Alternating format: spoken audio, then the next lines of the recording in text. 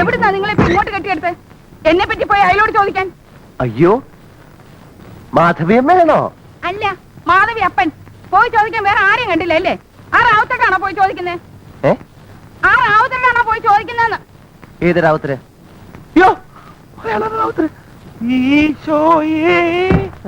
എന്തിനിപ്പ ഇങ്ങോട്ട് കെട്ടിയെടുത്തത്? ഇത്തിരി വെള്ളം ഉണ്ടാവോ കുടിക്കാൻ? വെള്ളം കുടിക്കാനാണോ ഇത്ര കഷ്ടപ്പെട്ട് ഇങ്ങോട്ട് കയറി വന്നത്? ഞങ്ങള് എരുമേലി പറഞ്ഞിട്ട് വന്നതാണ്. എന്താ എരുമേലി പറഞ്ഞിട്ട് വന്നതാണോ? ക്ഷമിക്കണം കേട്ടോ, എനിക്ക് ആള് മനസ്സിലായി. അത് സാരമില്ല. ഇങ്ങോട്ടിരുന്നാട്ടെ, ഞാനിപ്പോ പറയാം കേട്ടോ. ആ കൊച്ചന് എന്ത് വിചാരിക്കുവോ ആവോ? ഏത് കൊച്ചൻ? നമ്മൾ ആ എരുമേലിയോട് പറഞ്ഞയച്ചിരുന്നില്ലേ അമ്മേ, ഉണ്ണിമോക്കൊരു ചെറുക്കനെ നോക്കണമെന്ന്? ആ ദേ പറഞ്ഞു വിട്ടിരിക്കുന്നു, നല്ല കലക്കനൊരു ചെറുക്കനെ.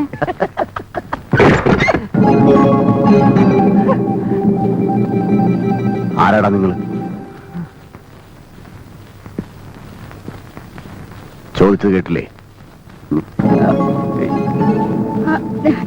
റാവുത്തണ്ണ, ഇവര് വേറെ ആരുമല്ല, എന്റെ ഉണ്ണിമോളില്ലേ, ഉണ്ണിമോളെ കാണാൻ വന്നതാ. പെണ്ണ് കാണാൻ വന്നിരിക്കുന്നതാ.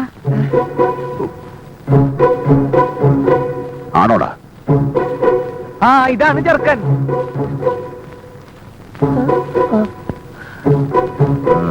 ഇരുന്നാട്ടെ റാവുത്തണ്ണ, കുടിക്കാൻ എന്തെങ്കിലും. റാവുത്തണ്ണ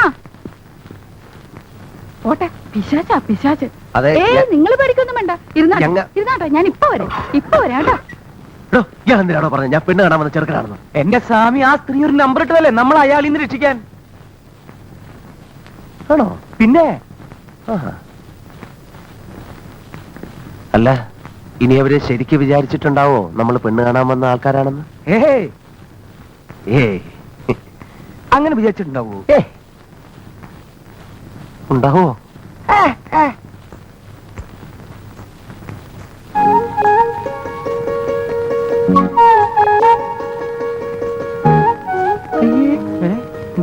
ഇതത് തന്നെ, ഇതത് തന്നെ, ഇത് ശരിക്കും പെണ്ണ് തന്നെ. ഇപ്പൊ എനിക്കും സംശയമുണ്ട്. ഞാൻ നേരത്തെ പറഞ്ഞില്ല എനിക്ക് സംശയമുണ്ടെന്ന്.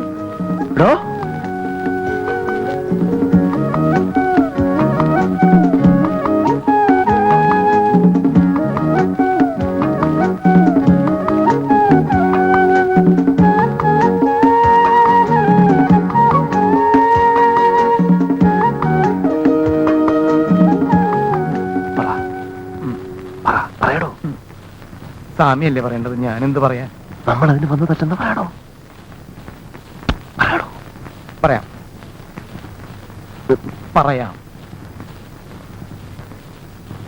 എന്താ പേര്? ഉണ്ണി. തന്നോട് പേരെന്നാളും ചോദിക്കാൻ പറഞ്ഞോ? സോറി. കാര്യം പറയടോ. പറയാം.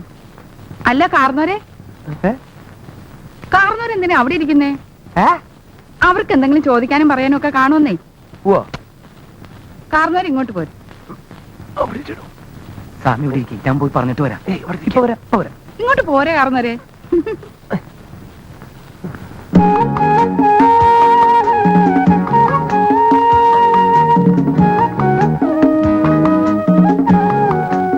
എന്താ പേര്? അതെ, ചെറിയൊരു മിസ്അണ്ടർസ്റ്റാൻഡിങ് പറ്റിയിട്ടുണ്ട്. ഓ, അതൊക്കെ ഇപ്പോഴത്തെ ഏത് ചെറുപ്പക്കാർക്കാ പറ്റാത്തത്? കല്യാണം കഴിയുമ്പോ ഒക്കെ മാറിക്കോളുന്നേ. അയ്യ, അതല്ല, ഞങ്ങള് പെണ്ണ് കാണാൻ വന്നതല്ല. പിന്നെ വാടകയ്ക്ക് താമസിക്കാൻ വന്നതാ, എരുമേലി പറഞ്ഞിട്ട്. എടാ, നിന്നോട് ആയടാ പറഞ്ഞ എന്റെ വീട് വാടകയ്ക്ക് കൊടുക്കാനുണ്ടെന്ന്? അത് റാവുത്തയുടെ മുമ്പിൽ വെച്ച് അയാൾ എങ്ങനെ ഇത് അറിഞ്ഞിരുന്നെങ്കിൽ എന്നെയും കൊന്നേനും നിന്നെയും കൊന്നേനും ആ വന്നവന്മാരെയും കൊന്നേനും. അത് ഞാൻ അറിഞ്ഞു. അയാളിപ്പം ജയിലിൽ തുറന്നു വിടുന്നു. എന്തൊരു വാടക? നിന്നോട് വാടകക്കാരെയും കൊണ്ടുവരാൻ ഞാൻ പറഞ്ഞോ? എന്റെ മോക്കൊരു ചെറുക്കനെയും കൊണ്ട് വരാമെന്നും പറഞ്ഞു എന്നോട് കാശം മേടിച്ചോണ്ട് പോയോ? എന്നോടാ നീ? എന്റെ മാധ്യമേ, നിങ്ങൾക്ക് ഇത്രയും ബുദ്ധി ഇല്ലാണ്ടായിപ്പോയല്ലോ. പയ്യെന്ന് വിടറ. നിങ്ങളൊന്ന് ആലോചിച്ച് നോക്കി, ഈ വിയറ്റ്നാം കോളനിയിൽ ഒരു പെണ്ണിനെ കെട്ടാൻ മാനവും മര്യാദയുള്ള ഒരു ചെറുക്കൻ വരുമെന്ന് തോന്നുന്നുണ്ടോ? അതുകൊണ്ടല്ലേ വാടകയ്ക്കെങ്കിൽ വാടകയ്ക്ക് നിങ്ങളെ മാളിയേന്റെ മുകളില് കല്യാണം കഴിക്കാത്ത ഒരു ചെറുപ്പക്കാരൻ താമസിക്കുമ്പോ അവന്റെ കൽബ് കയറി താമസിക്കാൻ നിങ്ങളെ മോള് വിചാരിച്ചാ പറ്റൂലേ? പറ്റൂലില്ല ഭാഗ്യമ്മേ? പപ്പട പണ്ടാരത്തിന്റെ മോളെ ഷിപ്പ്യാർഡിൽ എഞ്ചിനീയർ എങ്ങനെയാ കല്യാണം കഴിച്ചുകൊണ്ട് പോയത്? പ്രണയം. പണയോ? പണയോ? പ്രേമം.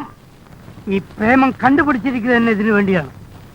പാവപ്പെട്ട വീട്ടിലെ പെൺകുട്ടികൾ വലിയ വലിയ വീടുകളിൽ പോയി തമ്പുരാട്ടിമാരെ കഴിയാൻ. നമ്മൾ കൊണ്ടുവന്ന ആൾ ആരാന്നാ നിങ്ങൾ വിചാരിച്ചിരിക്കുന്നത്? അവൻ ബ്രാഹ്മണന്മാരാ, ബ്രാഹ്മണന്മാര്. കഥ എഴുതുന്ന പണിക്കാര്. പേര് കൃഷ്ണമൂർത്തി. എന്താ മോശ? എന്താ എത്ര പേര് ആലോചിച്ചേ? നിങ്ങൾ വേണ്ടെങ്കിൽ പറ്റൂലെന്ന് പറയും. ഈ കോളനിയിൽ വേറെ വീടില്ലേ? അവിടുത്തെ ഏതെങ്കിലും ഒരു പെണ്ണിന് കിട്ടിയോട്ടെ ബാക്കിയോ? പറ്റൂലെന്ന് ഞാൻ പറഞ്ഞോ? എനിക്ക് അവനെ ഇവിടെ താമസിപ്പിക്കുന്നത് സന്തോഷമേ ഉള്ളൂ. പക്ഷെ റാവുത്തരം ജോണും ഫ്രാങ്കും ഒക്കെ സമ്മതിക്കുമോന്നാ? സമ്മതിപ്പിക്കണം. നിങ്ങളെ മകൾക്ക് വേണ്ടി നിങ്ങളൊരു ഡിസ്ക് എടുക്കണം. ആദ്യമേ ഡിസ്ക് എടുക്കണം.